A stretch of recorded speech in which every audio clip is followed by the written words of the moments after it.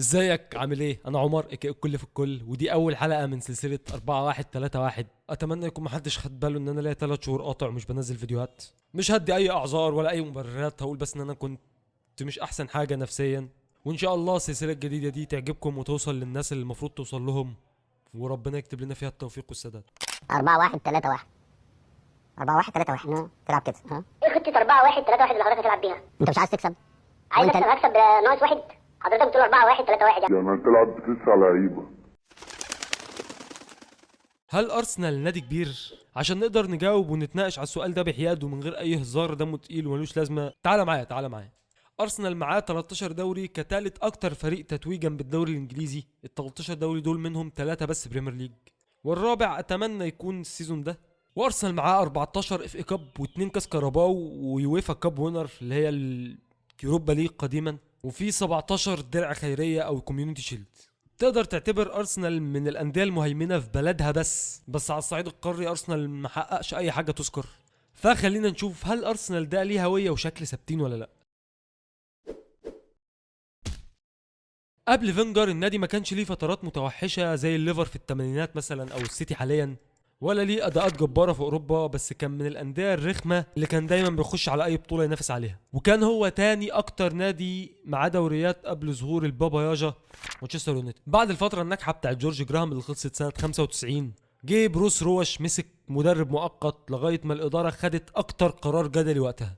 الصحافه كانت بتقول نجيب يوهان كرويف ده محقق ثوره في هولندا واخد ابطال وبينافس فيرجسون، لحد ما في يوم صحيفه الجارديان نزلت اغرب خبر في تاريخها، وهو تولي ارسن فينجر تدريب ارسنال. ارسن هو يعني انت جايب لي واحد اكبر انجازات ان هو بيتكلم 5 لغات ومسك موناكو قبل كده ودلوقتي بيدرب في اليابان. ياباني ويطلع بقى السير اليكس يقول لك ده شاب عبقري وبيتكلم 5 لغات وعقليته وتدريبه مسيرته يجبروني احترم. تمام، اما اسلام الجزاوي بيتكلم 5 لغات، ده بقى هيعرف ايه عن الكوره؟ وبالفعل بيبدا المحنك الفرنساوي تدريب ارسنال. اول ما بيخش النادي بيخش على شويه لعيبه صيع اغلبهم كاسرين 30 سنه، بياكلوا براحتهم وبيشربوا براحتهم واغلبهم عليهم قضايا تحرش وقمار وشرب مخدرات. بيخش فينجر يحط حد لده كله ويظبط لكل مواعيد تدريب وجداول اكل معينه. انا هجيب لك دكتور متخصص يقول لك تاكل ايه وتشرب ايه وازاي وامتى، قلل سكريات وقلل شرب، زود اكل صحي وخضره، انزل شويتين 3 4 بمعدل الاعمار، وهات باتريك فيرا من ميلان وانيلكا من باريس وكم لاعب تاني كل دول ما جابوش ال20 سنه. وبعدها بسنتين جاب اهم قطعه في مشروعه، الشاب اللي كان ضايع في يوفي اصلا وكان بيلعب وينج باك ساعتها. جابه ظبطه وقيفوا على مقاسه اند ريست ووز هيستوري حرفيا. وكانت وجهه نظر فينجر ان احنا عشان نلعب كره حلوه لازم كل واحد يلعب براحته ويطلق العنان لموهبته. ومن هنا بدات معرفه ارسنال الممتع. واحنا هننزل نلعب احلى كره حلوه واكتر كره فعاله في وقتها، وهنلبس اهداف بس هنجيب اهداف اكتر وهنطلع كسبانين في الاخر. فبخطواته دي قدر يكون الهويه وما بقاش كوتش بيمرن اللعيبه وشخصيته صارمه زي سير اليكس، بل بقى ابوهم او اخوهم الكبير اللي بيحتويهم في احلى ظروفهم، في نفس الوقت محافظ على صورته وهويته قدامهم، اللي هو ايا كان ده المدير، ده البوس اللي بيعمل كل حاجه بايده وباخلاص شديد. وطبعا انا وانت عارفين انجازات فينجر كلها مش هتبقى مكرره، واعد لك بقول الانفنسبلز بس ما حدش خدها بقى ولا ما حدش معلم.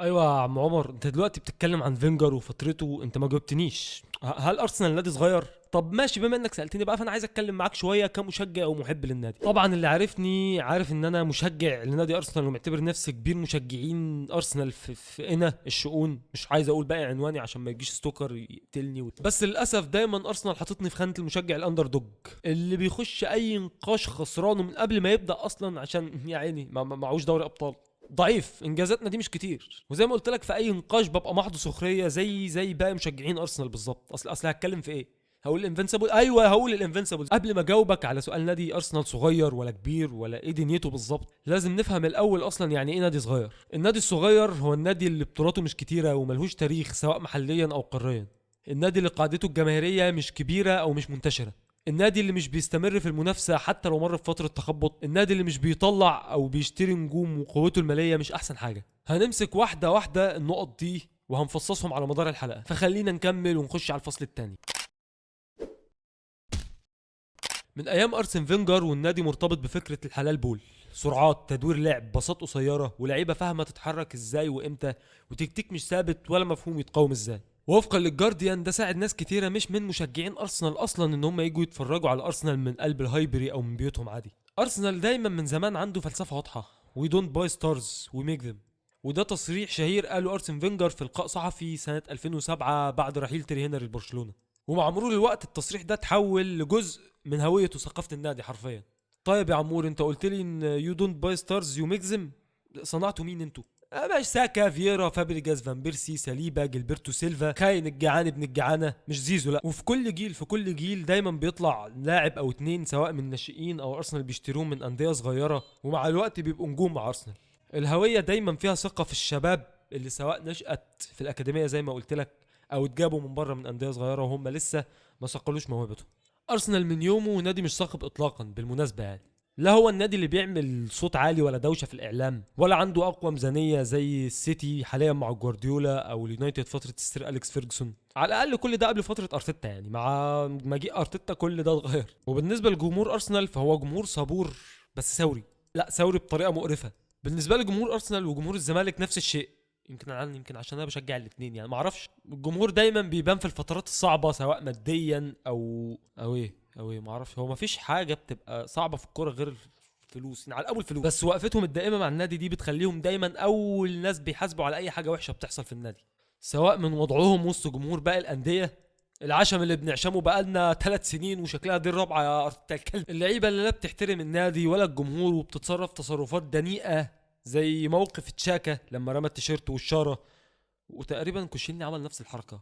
هو ايه النادي هي هويه الجمهور فيها ميكس غريب شويه من حب ودعم في كل الاوقات والحالات الغير متوقع ان الجمهور هيدعم وهيقف فيها مع النادي، لاحباط وكره غير متناهي في حالات زي 3 سنين ارتيتا ودي الرابعه. ونهائي يوروبا ليج لما اوناي امري كان مدور الدعك في كل فرق اليوروبا ليج مع كل الفرق اللي مسكها، وجه مع ارسنال قصاد تشيلسي قال لك لا مش هقدر اغلب تشيلسي ببرايم سيسر اسبليكويتا لا. ودايما جمهور ارسنال عنده توقعات عاليه حتى لو كانت لمدمن شابو ايفواري جاي من الليل ب 80 مليون. من بعد رحيل فينجر او في اواخر مواسمه النادي وقع تقريبا، لكن هويه النادي عمرها ما اختفت. ارتيتا رجع الالتزام ورجع الكره الحلوه ورجع روح ارسنال. كره حلوه، كره جميله، وفكك من جو الكرانر اصل الغايه تبرر الوسيله. الراجل ليه 3 سنين بيلعب كره حلوه وبيخسر الدوري، دلوقتي بيتكالح وبيلعب كره وحشه وشكله يخسر الدوري في الاخر. It's embarrassing. It's a disgrace. That's what it is, a disgrace. فممكن نقول ان هوية ارسنال الابدية ان هو نادي بيقع بس في الاغلب بيقف تاني، وفي الاغلب برضه بيقف اقوى. جمهور عاطفي، اقسم بالله جمهور عاطفي دنيء، حد غيرنا كان راح ولع في الملعب. هتقعد بقى تنط لي بقى في كل بيت زي بعض الفكه؟ الفصل الثالث، هو اي حد بيشتغل في ارسنال؟ الاجابه ولا في نفس الوقت. اداره ارسنال من اكتر ادارات الانديه اللي بتحب تاخد الريسك في المدربين، وخلينا نقول ان هم بيكبروا دماغهم وبيدوروا على مدير مش مدرب في الملعب. واكبر مثال غالبا على كده هو فينجر، لما مسك ما اهتمش ان هو يدرب الناس دي كوره بس، هو حرفيا كان بيربيهم. وفي 2018 بعد ما اصوات الجماهير عليت فينجر اوت كان بس مجرد كنا بنصعد دوري ابطال ثالث او رابع، ما كناش بناخد الدوري. طب والله العظيم احنا جمهور ابن 60. جابوا ايمري وفشل ذريع في فترته، مش محتاجين نذكر طبعا اي حاجه لان ده راجل نكره كل سنه بيضيع علينا الدوري، الله يحرقه مطرح ما هو قاعد. بعد ايمري جابوا ليونبرج فتره مؤقته، وبعدين خدوا الريسك في مساعد بيب جوارديولا واللاعب السابق للنادي ميكيل ارتيتا جاب صلاحيات كتيره، واشهر موقف ليه ان هو قبل اول اجتماع مع اللعيبه لخبط الكراسي وبهدل لهم الاوضه، وبعد كده دخلهم الاوضه وقال لهم اهو النادي بتاعكم عامل كده، فلازم نرتبه قبل ما نخش بقى نشوف الكره بتقول ايه.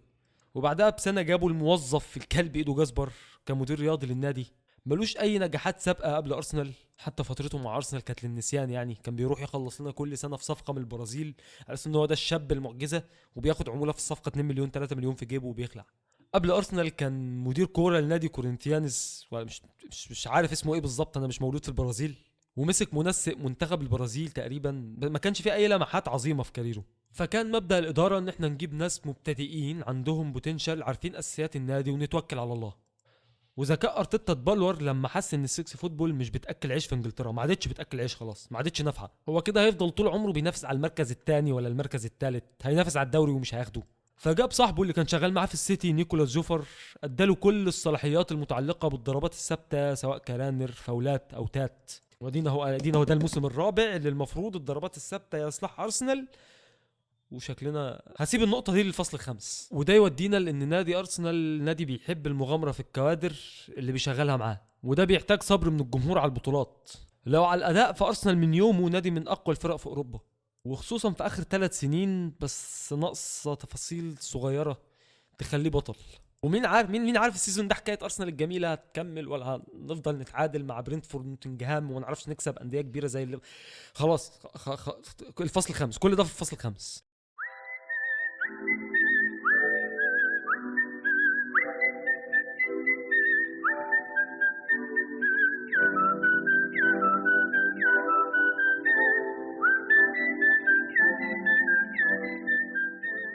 انا اتكلمت عن الجمهور بتفاصيل صغيره في الفصل الثاني، بس الفصل ده هتكلم باستفاضه اكتر. جمهور ارسنال يعني احلامه صغير زيه زي اي جمهور لفرقه تانية. انا عايز بس فريق ليه شخصيه ثابته، فريق يخش الملعب ويفرض اسلوبه، سواء كان دفاع او هجوم او حتى كرانر حراقه مشطشطه بتتعب بجات الكوره.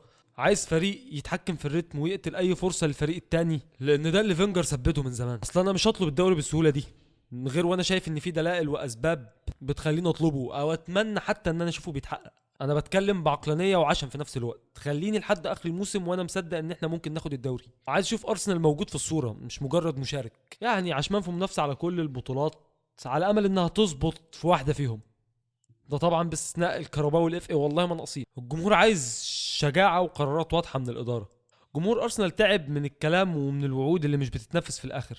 لا لا لا لا لا يا بص الكلام مش عليك، لا لا لا، هو عايز بس إدارة تحسم الصفقات بدري، وده عكس اللي بتعمله الإدارة في أي صفقة. يعني تخيل إن صفقة رايس دي كانت هتضيع عشان الإدارة كانت بتماطل في 15 مليون، والأمر إن الصفقة دي كانت فعليا هتخلص للسيتي، وجوارديولا طلب اللاعب والسيتي بعت عرضين وقت ما أرسنال كان باعت عرضين برضو، بس الأربع عروض على بعض دول اترفضوا، وفي الآخر الصفقة خلصت لأرسنال بالعرض الثالث. كان مناسب لكل الأطراف، وبرضو تفضيل رايس لأرسنال من ساعة ما المفاوضات بدأت تساعد في إن الصفقة دي تخلص. وفي نفس الوقت لازم تبيع وتقفل الفجوات اللي كنا شايفينها، وتمشي العاهات اللي متنطورين في النادي جيل ورا جيل، دول تشامبرز ومصطفي وكوشيلني وسيدريك سواريز. حاجه تقرف، حاجه تعر. واداره في نفس الوقت تعرف امتى تضحي بحد عشان الفريق يكبر. واكبر مثال على ده اللي حصل مع اوباميانج. مش عارف كان بيتعلق في حفله من حفلات دريك، وكان بيقول ان خاله كان تعبان في الجابون وبيزوره. لا وايه لما الكابتنه اتشالت من عليه وما بقاش كابتن، زعل بقى واتقمص. غور يالا، انا ناقصه عواجيز. خلصنا من الاداره، نخش في اللعيبه. وبرضه جمهور ارسنال مش بيطلب حاجه مستحيله، هو عايز لعيبه بتستقتل على كل فرصه، كل بطوله، خصوصا الدوري او الابطال يا سيدي، او حتى اليوروبا ليج. مش عايزين مجرد محاولات بتقول الى كاس الحليب ودرع بنك الطعام في اخر الموسم. رغبات الجمهور اكيد بتتغير من مرحله للتانيه، من مدرب للتاني، من جيل للتاني. من ايام جورج جراهام ولعبه الدفاعي الجمهور كان عايز القاب كبيره باي شكل، والحصيله كانت 10 سنين كانت فيها 2 دوري و1 كاس كؤوس اوروبيه، وحفنه من كؤوس انجلترا المحليه المقرحه. بعد كده مرورا بفينجر وفترته اللي اتكلمنا عنها في اول فصل، ثم فتره تخبطات مقرحه من إيمري لليونبرج، ثم فتره ارتيتا اللي غيرت عقليه الجمهور 180 درجه. اشرس واعنف وعندهم طموح وشغف اكبر. وبرضه هسيب الجزء ده لاخر الفيديو. اخر جزء في الفصل الرابع والفصل الخامس كله هتكلم من غير سكريبت. احنا زهقنا من حته احنا مش عارفين هنلعب حلو امتى ووحش امتى. طب هنلاعب الفرق الصغيره ازاي وهنلاعب الفرق الكبيره ازاي؟ الموضوع ما بقاش ليه اي مقاييس، خصوصا بعد ما الدوري اتحول للدبليو دبليو اي او الام بي اي، كله التحامات وتقفيل و2 كيلو برونو جيماريش وامادو اونانا. وعلى سيره الكلاحه والكلامه، انا نسيت اتكلم عن التحكيم الانجليزي. انتوني تايلر ده راجل ابن وابوه، ومايكل اوليفر برضو كان واخت. يعني إيه انت مستفيد ايه اللي انت تخش تشتمه؟ مستفيد ايه اللي انت تقول لفظ زي كده؟ ايه الفكره يعني بقى الفتحه بتاعت عندك بترتاح؟ انا كواحد من جمهور ارسنال وعضو شبه مؤثر في جروب جانرز زون ايجيبت، حابب اقول ان علاقتنا كلنا بارتيتا علاقه معقده بشكل غبي. بنحب شخصيه ارتيتا وتصريحاته وكلامه عن اللعيبه والصفقات اللي بيخلص فيها والتكتيك اللي بيلعب بيه، المنظر اللي هو عمله للنادي بعد ما مسكه في 2020 وكانت كل الناس بتضحك عليه بعد اي هزيمه كان بيتهزمها. كره الغباء، كره لتصريحاته الغبيه، كره لتصرفاته الغبيه وجبنه وخوفه، كره الحنيكه اللي ملهاش اي لازمه. هو ما بيتحنكش، هو جبان، هو حرفيا جبان. فالجبان لما بيتحنيك بيتعادل مع ولفرهامبتون 2-2. مش بنبقى فاهمين امتى الفريق هيلعب حلو وامتى الفريق هيلعب وحش، امتى الفريق هيكسب امتى الفريق هيخسر. بدأنا نفقد الامل كلنا، مش انا لوحدي. بس في نفس الوقت انا بقول الكلام ده من ورا قلبي، لان انا اكتر حاجه عايزها دلوقتي عايز اشوف ارتيتا رافع بطوله كبيره زي الدوري او دوري الابطال. اصل الراجل ده هو اللي خلاني اشوف النادي اللي انا بشجعه نادي كبير من ساعه ما بدات اشجع ارسنال في سنه 2016. هو اللي عمل لجمهور ارسنال حديه ونديه وخلاهم يقفوا راس براس مع جمهور اي نادي.